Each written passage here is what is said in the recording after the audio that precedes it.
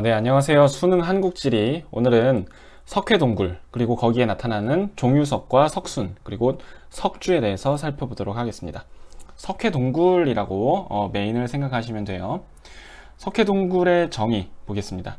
지하로 침투한 빗물과 또는 원래 지하에 있던 지하수에 의해서 석회암이 우리 배웠던 거 화학적으로 녹아내리는 용식된 후에 지하수가 빠져나가서 거기에 빈자리에 구멍이 남게 됐는데 그게 바로 동굴이 되면 석회동굴이 되는 겁니다. 다시 한번 볼게요. 지하라는 게 중요합니다. 우리 지난번에 배웠던 돌리네와 우발레라는 그 우묵파인 용식지형들은 지상에 있죠. 돌리네와 우발레는 지상에 용식된 지형이고, 오늘 배울 석회동굴은 지하, 여기 땅 속에 있다는 소리예요. 그리고 빗물과 지하수, 그냥 물이 아니죠. 얘네는 CO2를 포함한, 탄산가스를 포함한 이런 물들이 석회암을 녹아내리게 하고, 그 석회암이 녹은 공간이 물이 빠져나가서 만들어진 동굴, 그게 석회동굴입니다. 그림으로 한번 봐볼게요. 석회동굴의 형성 과정. 자, 여기 지상에는 지금 돌리네가 있고요. 여기 기반암 전체는 석회암이네요. 근데 여기 이렇게 금이가 있네요. 그죠? 보통 땅에 빗물이 이렇게 이제 스며드는데요. 이제 이쪽으로 이렇게 빗물이 아래로 비가 오니까 흙으로 스며들겠죠. 근데 이 땅은요, 그 지하수층이 보통 이렇게 존재를 합니다. 지하수라는 건 여러분이 어떻게 생각해야 되냐면, 땅 속에 물이 있다 생각하는 게 아니라 이 흙이 물에 아주 흠뻑 젖어 있다. 물이 아주 완전히 흠뻑 젖어 있다. 그러면은 여기 전체가 물에 흠뻑 젖어 있는 상태가 되고, 요것을 지하수층이라고 부르는 겁니다. 지하수가 여기 가득 차 있는 거죠. 물만 있는 건 아니지만. 그러면 여기는 이미 물에 흠뻑 젖어 있는 흙이네요. 근데 여기에 이제 탄산가스 CO2를 포함한 빗물이 막 들어와요. 그러면은 여기에 이렇게 금이가 있었는데 여기 석회암이 금을 따라서 조금 더 많이, 그래서 이런 식으로 이 금을 따라서 녹아내리게 됩니다. 흙 속에서요. 땅 속에서 여기가 용식되는 거죠. 그러면 여기가 이제 빈 구멍이 될 거예요. 용식되면은 그게 녹아내린 게 밑으로 다 빠지니까.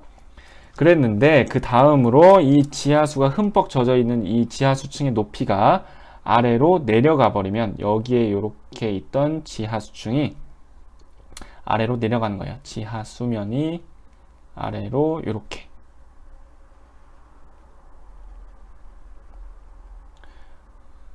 빗물이 이렇게 스며들다가, 그러면 어떻게 되냐, 여기에서 이렇게 녹았던 그 용식되어서 빈 공간 있죠. 거기가 어떻게 될까요? 그대로 이렇게 비어있게 되겠죠. 텅 빈 채로. 이 빈 공간, 그게 바로 오늘 배울 석회동굴이 되는 겁니다. 그래서 석회동굴의 정의가 지하로 침투한 빗물이나 지하수에 석회암이 녹아서 용식된 후에 지하수가 빠져나가서 비어있는 동굴이 된 상태, 그것이 석회동굴이에요. 자, 그런데 이 석회동굴에는요, 종유석, 석순, 석주라는 게 자라나요. 자라난다는 표현은 이제 쉽게 표현하는 거고, 이런 게 형성되는데, 이게 왜 형성되냐면 여기 빗물이 계속 침투하죠. 근데 이 빗물이요, 이 석회동굴 비어있는 공간으로 이렇게 떨어지는 거예요. 이렇게. 그럼 이 빗물에 의해서 동굴 안쪽에 또 새로운 지형이 만들어지는데, 그게 바로 종유석, 석순, 석주입니다. 자, 일단 1차적으로 석회동굴이 형성이 되고요.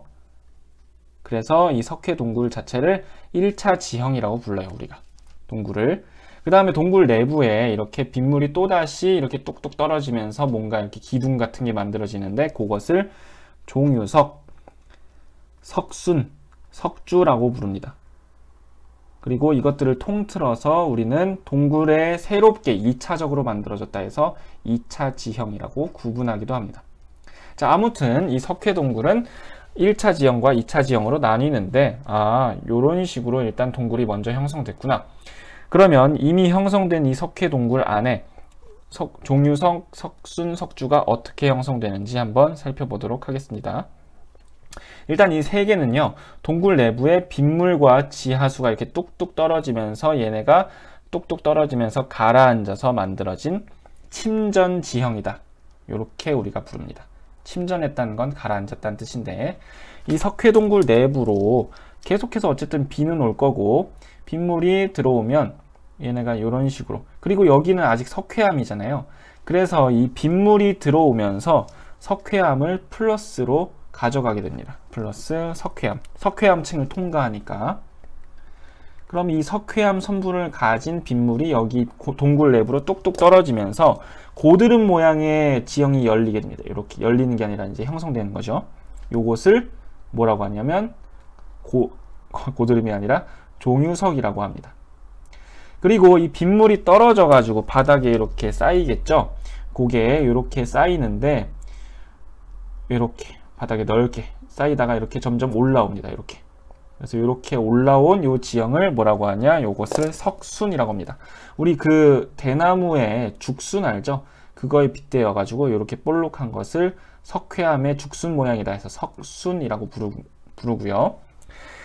이 종유석이 계속 길게 내려와. 석순도 계속 올라와. 그러면은 이 두 개가 가운데서 만나는 경우가 생겨요. 이렇게. 그 다음에 석순도 이렇게 계속 자라나다 보면 이렇게 여기 만나버려요. 그러면 이 두 개가 합쳐지게 되는데, 그러면 합쳐지는 순간 얘는 기둥이 되겠죠. 얘를 뭐라고 하냐? 기둥 주자를 써서 석주라고 합니다.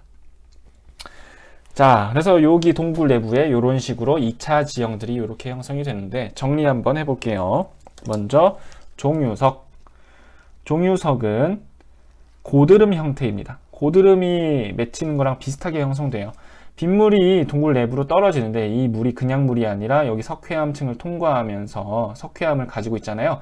그래서 그 석고물이 이렇게 떨어지면서 이 고드름처럼 이렇게 여기에 형성이 되는 거예요. 그것을 종유석이라고 하고, 이 떨어진 물이 바닥에 쌓인 것을 석순이라고 합니다. 석순은 바닥에 형성된다. 그 다음에 이 두 개가 합쳐진 것을 석주, 기둥 주자를 써가지고 기둥 모양이다. 이렇게 부릅니다. 그래서 여기까지 해가지고 석회 동굴의 형성 과정과 거기에 2차적으로 형성되는 종유석, 석순, 석주의 내용까지 살펴봤습니다. 여기까지 하겠습니다. 감사합니다.